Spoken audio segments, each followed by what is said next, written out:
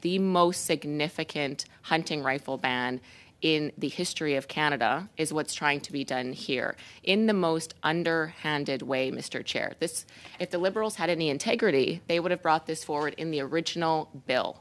Then it could have been debated in the House, but of course they did not do that. Then it could have been expert testimony brought forward during the witness testimony phase of this, but they did not do that. Why did they not do that? Did they not want to face proper public scrutiny? That's what it seems to be.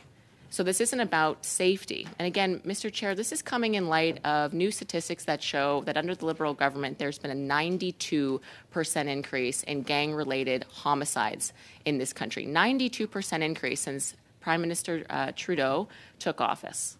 Also a 32% increase in violent crime, which equates to 124,000 more violent crimes last year than in 2015. That's things like rapes, assaults, stabbings, shootings. And we know that the firearm problem in this country, in large part, the vast majority of the issue, which is growing, which is of utmost concern, is the handguns that are being smuggled in illegally from the United States and being used by gangsters and gangs and criminals to hurt Canadians, particularly in our big major cities like Toronto and Montreal. Also, Winnipeg is experiencing this.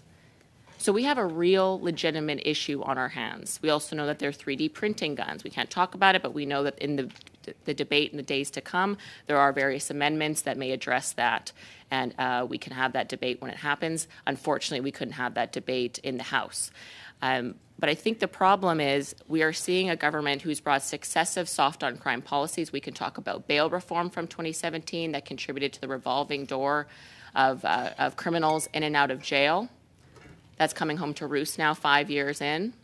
We can talk about Bill C-5 that they recently passed. They talk about gun crime, but they removed mandatory jail time for serious gun crimes. Like firing a gun with the intent to hit someone with the bullet is no longer a mandatory prison time.